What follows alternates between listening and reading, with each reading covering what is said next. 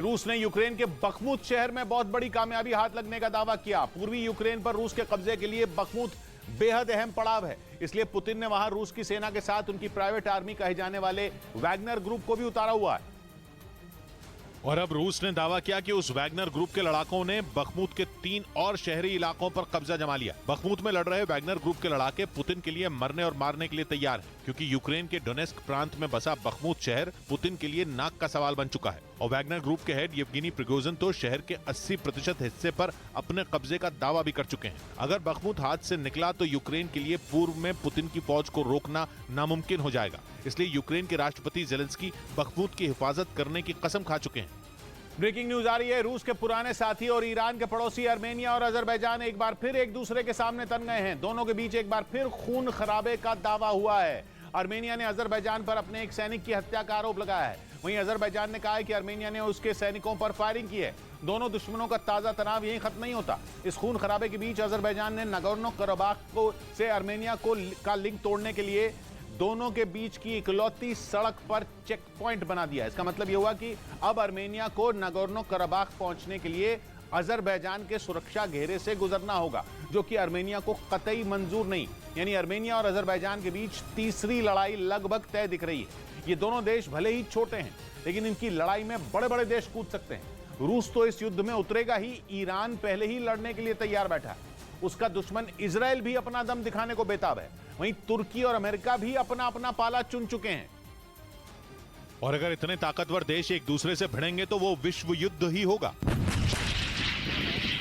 Armenia और Azerbaijan के बीच ताजा तनाव तब पैदा हुआ जब अजरबैजान ने ऐलान किया कि उसने लाचिन कॉरिडोर नाम की सड़क पर चेक पॉइंट बना दिया है। लाचिन कॉरिडोर नागोर्नो कराबाख को आर्मेनिया से लिंक करने वाला इकलौता रास्ता, और नागोर्नो कराबाख में अजरबैजान और आर्मेनिया दोनों की जान बसती है। नागोर्नो कराबाख के लिए दोनों देश आज से नहीं बल्कि 30 साल से ज्यादा वक्त से लड़ मर रहे हैं। 2020 में ही दोनों देशों ने नागोर्नो कराबाख के लिए 6 हफ्तों तक एक दूसरे पर तोप, गोले और बम बरसाए थे, जिसमें 6,500 से ज्यादा लोग मारे गए थे। तब रूस ने सीज फायर करवाकर युद्ध रुकवा दिया था। उस सीज फायर के तहत अजरबैजान लाचिन कॉरिडोर को बंद नहीं कर सकता।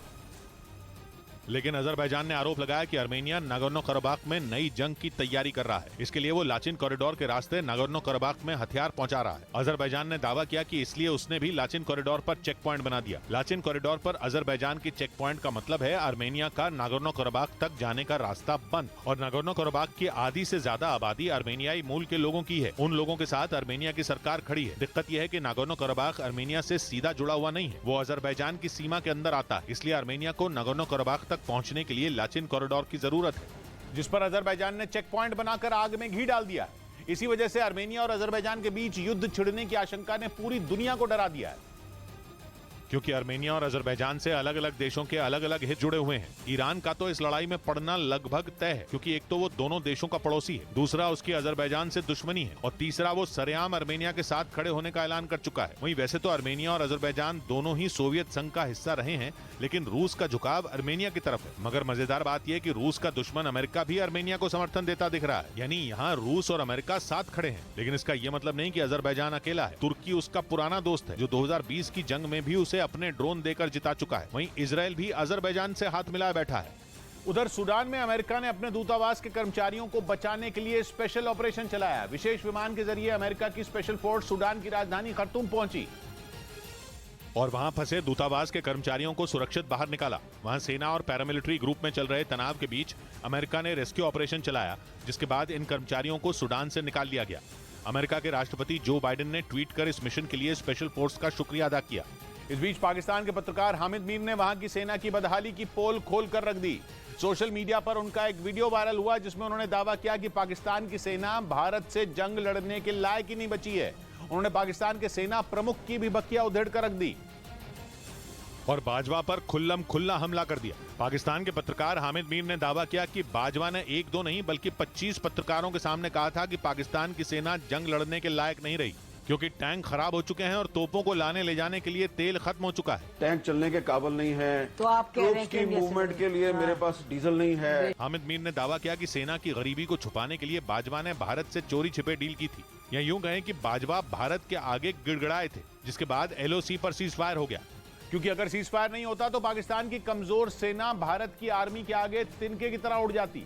हामिद मीर ने दावा किया कि बाजवा ने ऐसा करके पाकिस्तान की दुनिया के सामने बेइज्जती करा दी और भारत के आगे घुटने टेक कर पाकिस्तान को किसी को मुंह दिखाने लायक नहीं छोड़ा, क्योंकि एक तरफ उन्होंने पाकिस्तान की सेना की कमजोरी का ढोल पीटा और दूसरी ओर पर्दे के पीछे से भारत के आगे हथियार डालकर सीज फायर करवा दिया। मैंने तो नोबेल पीस प्राइज लेना था कश्मीर का मसला हल करके, जनरल बाजवा ने जी, और उसके बाद एक और एक्सटेंशन भी लेनी थी। यानी पाकिस्तान के पूर्व सेना प्रमुख बाजवा पर उन्हीं के देश के पत्रकार ने ऐसा इल्जाम लगाया कि पाकिस्तान की सेना के ढोंग और दिखावे पर पानी फिर गया, क्योंकि हामिद मीर का जो वीडियो वायरल हुआ उसमें उन्होंने बेधड़क होकर पाकिस्तान की सेना की कमजोरी बताई और ये दावा किया कि वहां के पूर्व आर्मी चीफ ये जानते थे कि पाकिस्तान की सेना अंदर से खोखली हो चुकी है और अगर वो युद्ध में उतरी तो भारत की सेना के सामने कुछ घंटे भी खड़ी नहीं रह पाएगी। इधर गुजरात के 2002 नरोडा गांव दंगा मामले में एसआईटी कोर्ट के फैसले को चुनौती देगी। इसी केस में सबूतों के अभाव में अहमदाबाद की विशेष अदालत ने सभी आरोपियों को बरी कर दिया था, जिनमें माया कोटनानी समेत 67 लोगों के नाम शामिल थे। स्पेशल कोर्ट के उस आदेश को सुप्रीम कोर्ट की बनाई एसआईटी गुजरात हाई कोर्ट में चुनौती देगी। 2002 में दंगों के दौरान नरोडा गांव में 11 लोगों की हत्या हुई थी। उधर दावा किया गया कि आतंकी संगठन आईएसआईएस से निपटने के लिए अमेरिका और तालिबान ने हाथ मिला लिया। इस राज का पर्दाफाश अमेरिकी रक्षा मंत्रालय पेंटागन से लीक हुए एक खुफिया दस्तावेज के जरिए हुआ, जिसमें इस बात का जिक्र मिला कि आईएसआईएस और आईएसकेपी यानी इस्लामिक स्टेट खुरासान प्रोविंस से निपटने में अमेरिका तालिबान की मदद कर रहा है। कुछ दिनों पहले अमेरिका के रक्षा मंत्रालय पेंटागन से जो रिपोर्ट लीक हुई थी उसके मुताबिक अफगानिस्तान आईएसआईएस और आईएसकेपी का नया अड्डा बन गया है, जिसके बाद उनसे निपटने के लिए अमेरिका ने तालिबान को मदद का ऑफर भी दिया और फिर इन आतंकी संगठनों के ठिकानों पर ताबड़तोड़ बम बरसाए। हालांकि इस बारे में अमेरिका की तरफ से कोई आधिकारिक बयान नहीं दिया गया, पर उसके रक्षा मंत्रालय के एक अधिकारी ने दावा किया कि अमेरिका को अपने दुश्मनों से लड़ने के लिए किसी के भी साथ मिलकर काम करने से कोई दिक्कत नहीं, क्योंकि अमेरिका का मानना है कि उसके इस कदम से आतंकी संगठनों की कमर टूट जाएगी।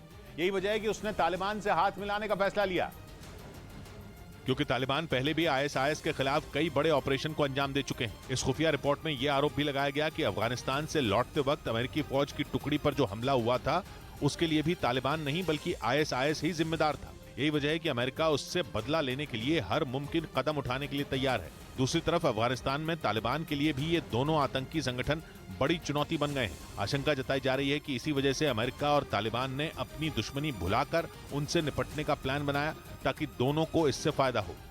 इस बीच फ्रांस में चीन के राजदूत के सोवियत संघ का हिस्सा रहे देशों पर दिए बयान पर ऐसा हड़कंप मचा कि चीन की सरकार से जवाब तलब होने लगा, क्योंकि फ्रांस में चीन के राजदूत ने बयान दिया कि इतिहास गवाह है कि क्राइमिया रूस का हिस्सा था और सोवियत संघ के टूटते समय इसे यूक्रेन को दिया गया था। यानी फ्रांस में चीन के राजदूत लू शाय ने इशारों में क्राइमिया को रूस का हिस्सा मान लिया, जबकि दुनिया की नजरों में वो अब भी यूक्रेन का है और पुतिन की सेना जबरदस्ती वहां बैठी हुई है। एक इंटरव्यू में बोलते हुए लू शाय यही नहीं रुके, बल्कि उन्होंने दावा किया कि क्राइमिया को सोवियत संघ के सबसे बड़े नेता निकिता क्रुश्चोव ने यूक्रेन को दिया था, जबकि इतिहास के पन्नों में क्राइमिया रूस का हिस्सा था और सोवियत संघ के राज्यों को अंतर्राष्ट्रीय कानून में किसी देश का दर्जा नहीं दिया गया था। मतलब यह कि चीन के राजदूत ने इशारों में क्राइमिया ही नहीं बल्कि यूक्रेन समेत बाकी देशों की दिल की धड़कन बढ़ा दी और यूक्रेन ही नहीं बाल्टिक देश भी चीन पर भड़क गए। फ्रांस ने चीन पर इससे जवाब मांगा और पूछा कि क्या लू शाय की राय ही चीन की सरकार की भी राय है। लू शाय के इस बयान ने बैठे बिठाए सोवियत संघ का हिस्सा रह चुके राज्यों को ठेस पहुंचा दी, क्योंकि यूक्रेन तो रूस से लड़ ही इस बात के लिए रहा है, जबकि रूस यूक्रेन को अपना हिस्सा बताता है। यही वजह रही कि फ्रांस में चीन के राजदूत के बयान ने उसके जले पर नमक छिड़क दिया, क्योंकि उनकी राय यूक्रेन का पलड़ा कमजोर कर सकती है। यही नहीं, यूक्रेन समेत बाल्टिक सागर के किनारे बसे तीनों देशों पर भी संकट आ सकता है। मोल्दोवा भी जंग की आग में जल सकता है, क्योंकि ये देश पुराने सोवियत संघ का हिस्सा थे और इसीलिए चीन के राजदूत के बयान पर यूक्रेन ऐसा भड़का कि उसने चीन को रूस का तोता बोल दिया और नसीहत दी कि वो रूस का प्रोपेगेंडा फैलाना बंद करे, क्योंकि चीन के इस तरह के बयान से जंग में यूक्रेन की स्थिति कमजोर हो सकती है। कुछ दिन पहले ही शी जिनपिंग भी रूस गए थे, जहां उनकी पुतिन से मुलाकात हुई थी और दोनों नेताओं की मुलाकात की तस्वीरें दुनिया